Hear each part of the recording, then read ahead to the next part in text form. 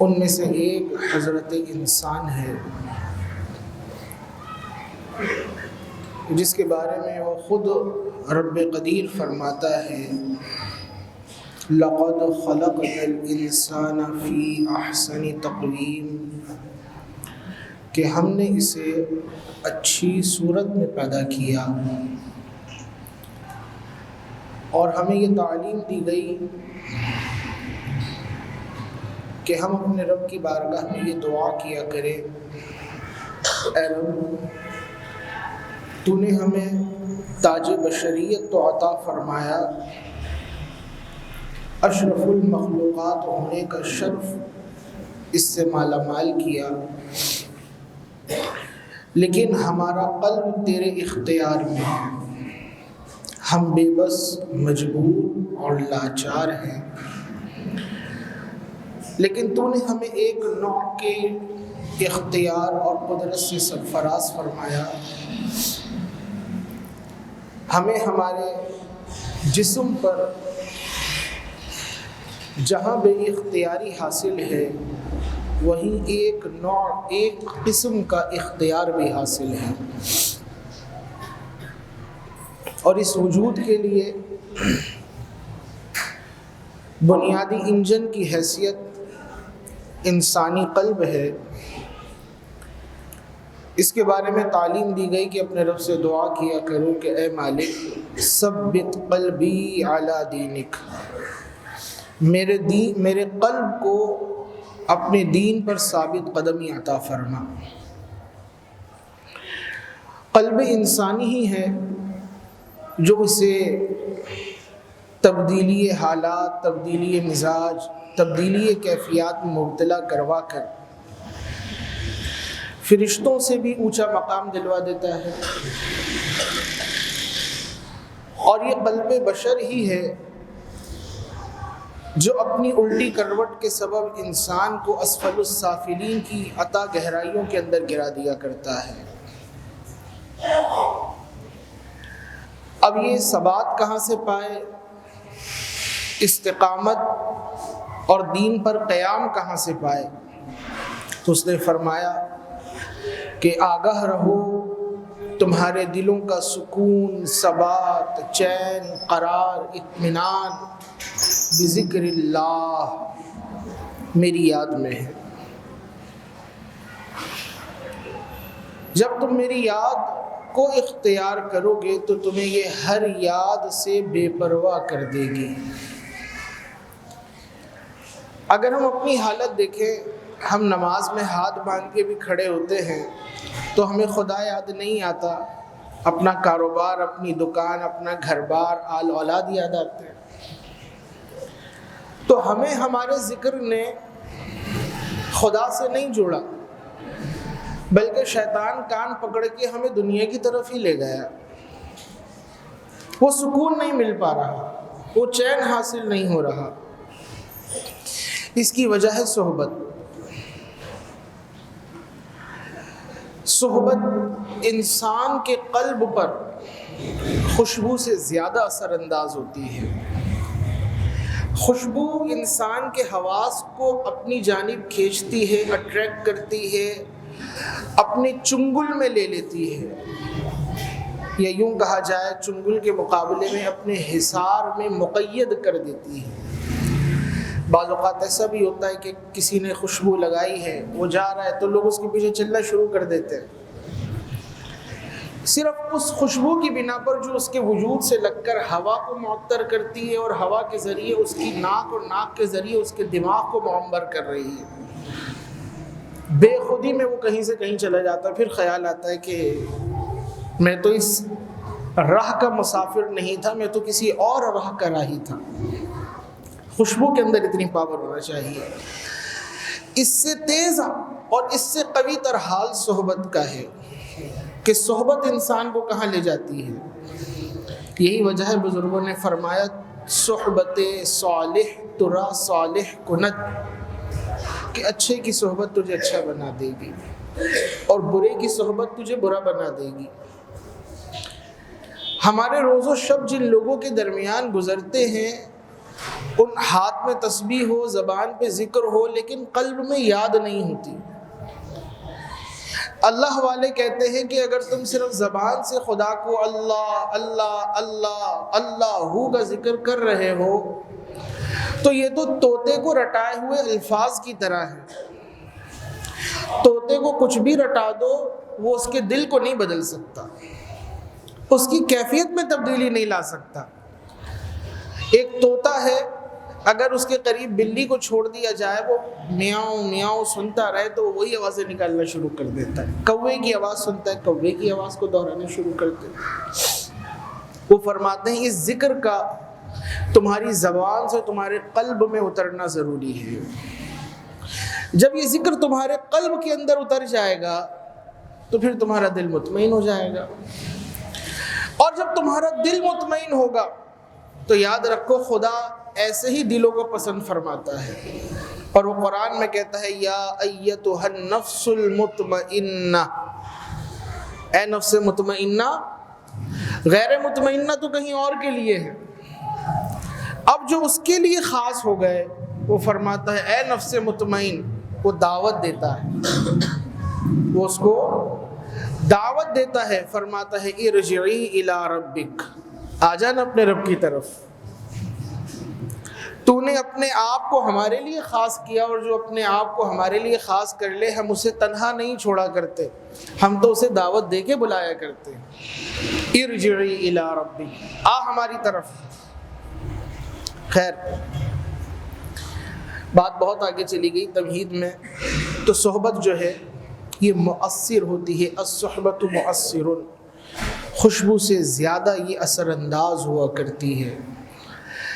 اب ہمارا جو حال ہے دنیاوی اعتبار سے، ہم دیکھیں نماز بھی پڑھتے ہیں، ہم ذکر بھی کرتے ہیں، ہم دوائیں بھی لیتے ہیں، لیکن کیفیات کی بحالی نہیں ہو پاتی۔ اگر اس دنیا میں اس وقت ہم ایک کامن بیماری کے بارے میں گفتگو کریں تو سیٹ ہو، آفیسر ہو، وزیر ہو، مشیر ہو، صدر ہو، چپڑاسی ہو، ایک مسئلہ کامن ہے، وہ کیا؟ ذہن کی بے سکونی، ڈپریشن، انزائٹی، ٹینشن۔ جب دنیا میں آئیں تو یہ چیزیں تو رہیں گی، لیکن اطمینان قلب حاصل نہیں ہو پاتا، ذکر میں بھی حاصل نہیں ہو پاتا۔ تو اس کی وجہ ہم نے آپ کو بتا دی۔ جب ایسی صحبت میسر آ جائے کہ جو خدا کی یاد میں مشغول ہوں تو پھر قلب کو سکون مل جاتا ہے۔ آپ سلسلہ قادریہ کے اندر دیکھتے ہیں ذکر کا ایک طریقہ ہے جس کو ذکر بالجہر کہا جاتا ہے، سلسلہ نقشبند کے اندر ذکر خفی کیا جاتا ہے، اور سلاسل کے اندر بھی اذکار کے مختلف طریقے ہیں، اشغال کے مختلف طریقے ہیں۔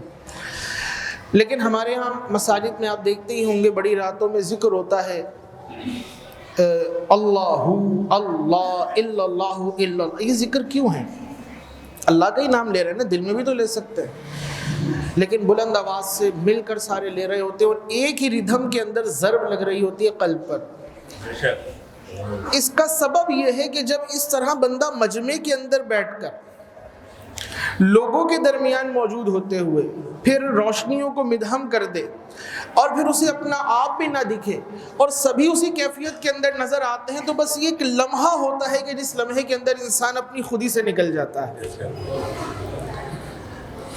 اور وہ خدا کی یاد سے واصل ہو جاتا ہے۔ بعض اوقات نماز بھی وہ سرور نہیں آتا۔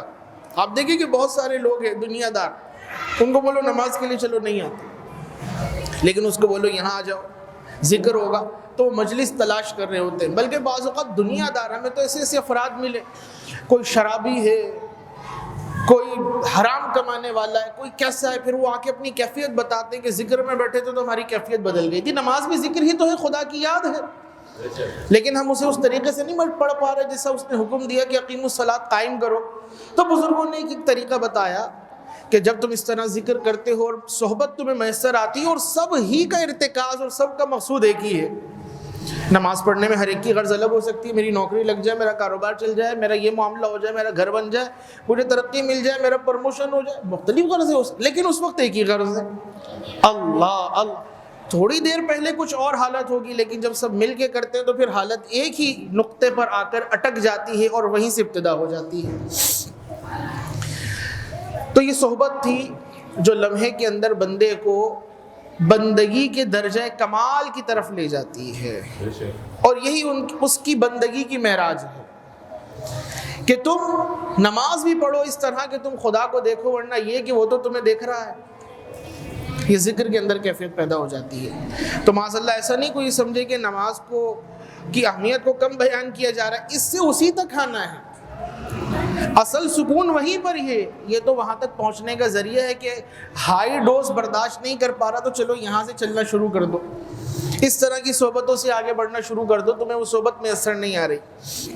تو بہرحال ہم عرض کر رہے تھے کہ آج ایک دنیا کا سب سے بڑا مسئلہ، بلکہ بہت بڑا مسئلہ ہے، جسے ڈپریشن کہا جاتا ہے، ذہنی تناؤ کہا جاتا ہے۔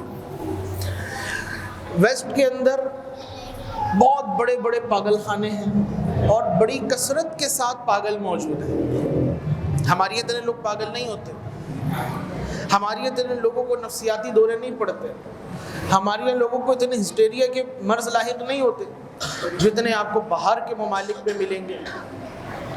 کوئی نہ کوئی، اچھا پہلے سے ہی، لیکن پھر حالت بدل گئی۔ ہماری ایسے ہوتے ہیں کہ کسی کا پیدائشی دماغ پلٹا ہوا ہے، اپنے ہوش و حواس میں نہیں ہے، الگ بات، لیکن زندگی چلتے چلتے چلتے چلتے وہ پاگل ہو گیا، اپنے آپ کو قید کر لیا، لوگوں سے ملنا جلنا ترک کر دیا۔ یہ ہمارے یہاں کم ہوتا ہے۔ اس کی وجہ کیا ہے؟ اسلام نے ڈپریشن کو دور کرنے کا ایسا پرفیکٹ نسخہ بتایا ہے جو اور کسی مذہب کے اندر موجود نہیں ہے، جو اور کسی مذہب کے ماننے والوں کے پاس تریاق موجود نہیں ہے، وہ اسلام کے اندر موجود ہے۔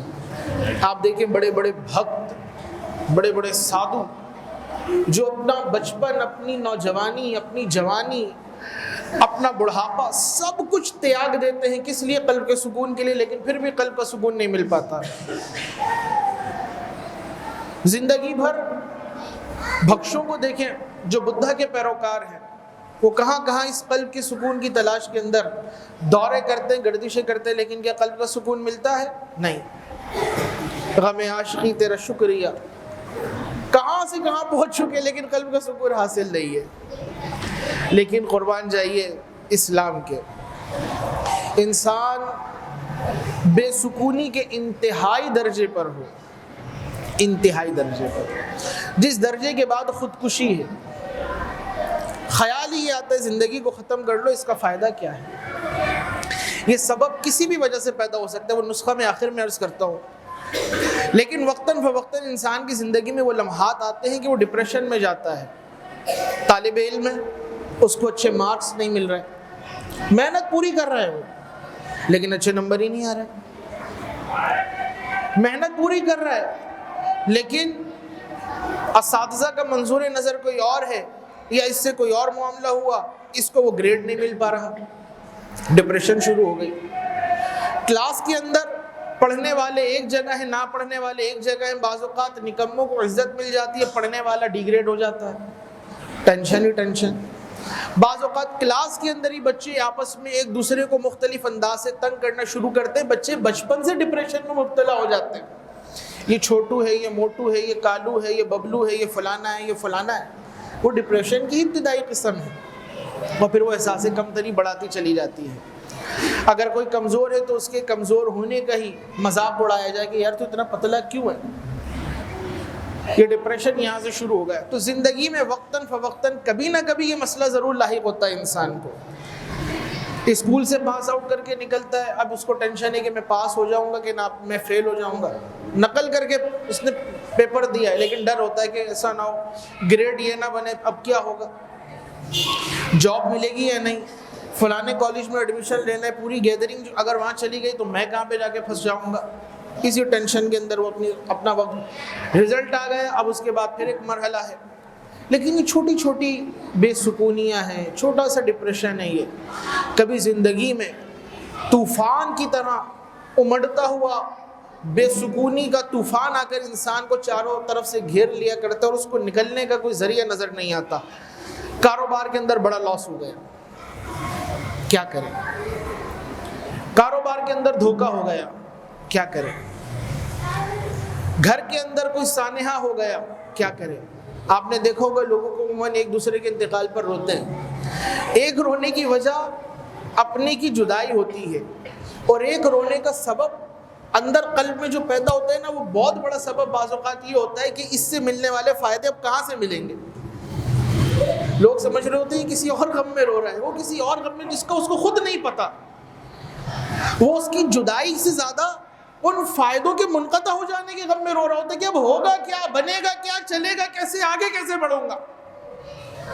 جس کمپنی میں کام کر رہے تھے کمپنی بند ہو گئی، جس فیکٹری میں کام کر رہے تھے انہوں نے نکال دیا، بونس نہیں مل رہا، سیلری ڈیلے ہو گئی، بہت سارے مسائل زندگی کے اندر انسان کو یہاں سے پکڑ لیتے ہیں، پکڑتے نہیں بلکہ جکڑ لیتے ہیں، اور اس سے نکلنا اس کے لیے بڑا مشکل ہو جاتا ہے۔ کروں تو کیا کروں، شادی ہو گئی بچے نہیں ہو رہے، ٹینشن ہی ٹینشن، بیوی الگ ٹینشن، شوہر الگ ٹینشن، بچے ہو گئے لیکن وہ نافرمانی کی طرف چلے گئے، ایک الگ مصیبت، کوئی گھر کے مسئلے کے اندر ہے، کوئی دکان کے مسئلے کے اندر ہے، کوئی تجارت کے مسئلے کے اندر ہے، کوئی ترقی کے مسئلے کے اندر ہے، کسی کو ویزا نہیں لگ رہا، باہر جانا ہے، اس نے باہر ویزا لگ گیا، چلا گیا، واپس نہیں آتا، اب اس کی ڈپریشن، اس کی ٹینشن، کیسے آئے گا۔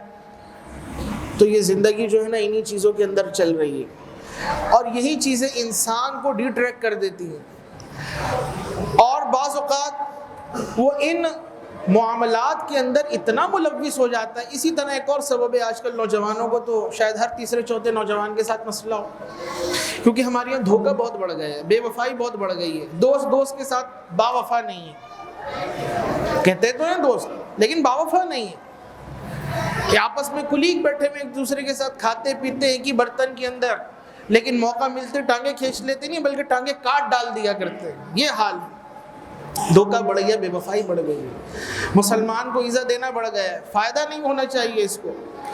پھر قلب کا تعلق ہے، یہ تو دوست کے ساتھ تھا نا، اسی طرح کئی جن سے مخالف کے ساتھ تعلق ہو گیا، وہاں پر ٹینشن ہی ٹینشن، اب ہوگا کیا، کہ جہاں میں چاہتا تھا کہ یہ میرے بچوں کی اماں بنے، اب میں اس کے بچوں کا ماموں بن جاؤں گا، تو میرا کیا ہوگا، یہی ٹینشن۔ پھر ساتھ والے کہ بس ماموں بننے کی تیاری کر لے، تو بیچارے نشوں کی لت میں مبتلا ہو جاتے ہیں، کمروں میں بند کر لیتے ہیں اپنے آپ کو، تنہائیوں میں اپنے آپ کو مقید کر لیتے ہیں، اور پھر اس کے بعد سکون کہاں تلاش کیا جاتا ہے۔ ہمارے یہاں جو میڈیا ہے نا یہ بڑا شاطر ہے، یہ کیفیات سے کھیلتا ہے۔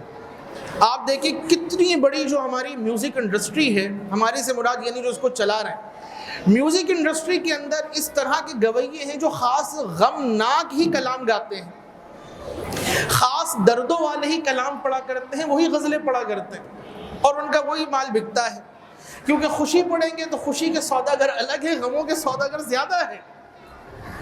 اور یہی وجہ ہے آپ کو جو آج کل قوالی کے نام پر اس طرح کی میوزیکل نائٹس اور اس طرح میوزیکل پروگرامز ہوتے ہیں، وہاں پہ لوگ جو گڈیاں لٹا رہے ہوتے ہیں وہ کلام سمجھ کے نہیں لٹاتے، وہ جو جہاں چوٹ لگی تھی اس کو وہ چوٹ یاد آتی ہے، وہ اس کے اوپر گڈیاں لٹا رہا ہوتا ہے، اس نے تو میرے دل کا حال کہہ دیا، اس نے تو میرے دل کی بات کہہ دی ہے، یہ تو کب سے چھپا کے رکھا تھا میں نے درد، آج اس نے برسر بازار بیان کر دیا ہے۔ تو پھر جو کمائی تھی وہ ان گویوں، میراثیوں، قوالوں کے قدموں میں ڈھیر کر کے آ جایا کرتے ہیں۔